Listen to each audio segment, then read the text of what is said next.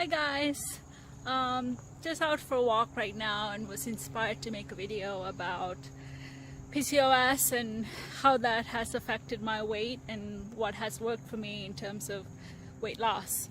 So growing up in my teenage years, I was never very overweight. I would say I was a normal BMI, and at some point during my teen years I was even considered thin. And then I just remember 17, 18 hit, and I would just balloon in certain areas. Like my abdominal area would just get much bigger than the rest of my body. I noticed that I was storing fat in my upper body more than usual. But so I'm 5'2", guys. I'm actually very short. So I always stayed around the 125 to 132 pound weight range for the most of my early 20s. And then once 26 hit, within a year I had gained 40 pounds. I mean, I would even say it was within 7 months I had gained 40 pounds, and I did not even see that coming. And I just realized very quickly that my clothes were not fitting.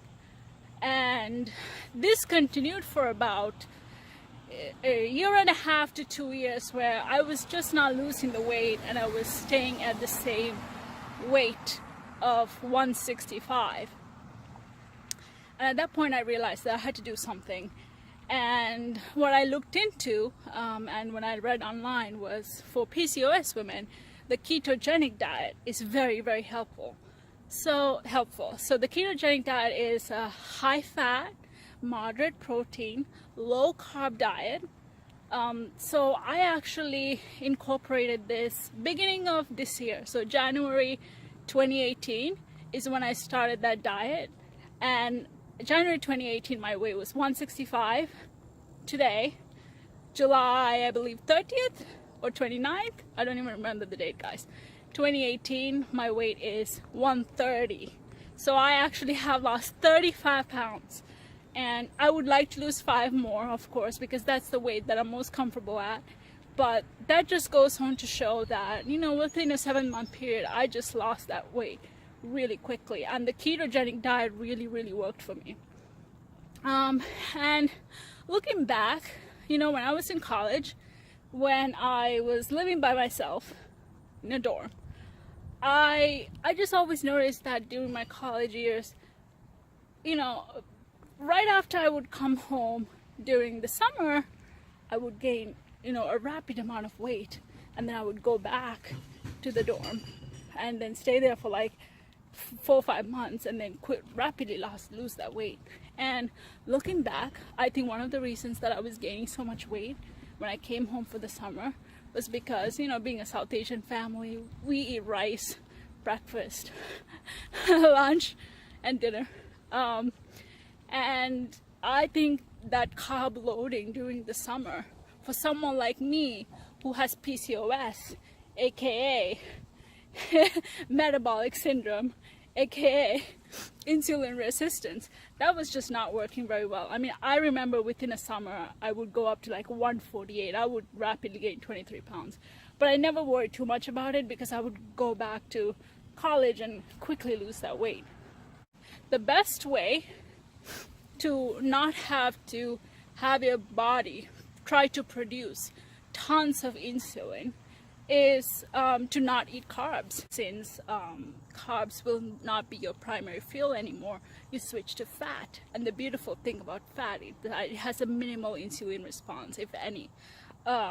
Proteins have some insulin response, but no way close to the extent of carbs. And proteins are actually essential for survival. You can eat 0 grams of carbs a day, every day, for years, and your vitality will not be threatened. You'll be able to live perfectly fine. If you completely avoid proteins, which may not even be possible, that's very bad. So I think that, you know, I definitely know the ketogenic diet works. I actually got my blood drawn a couple weeks ago. I still haven't gotten my tests back. when you have conditions like PCOS that are linked to insulin resistance, you tend to naturally have bad lipid profiles and high triglycerides. I have had that since the age of 16, even when I was a teeny tiny little thing. So I'm excited to see if the ketogenic diet actually made an impact. Based on my research online, being on a high-fat diet actually, contrary to what we have all believed for so long, what the latest research left and right is showing us is that a ketogenic diet actually normalizes the lipid profile and lowers triglycerides. So we'll see how that goes. And I'll certainly also keep you updated on my weight journey. Like I said before, I'd like to try to get to 125, but I don't know. Maybe I'll try to get to 120, once I see how I feel at 125, see if I would like to lose a little bit more.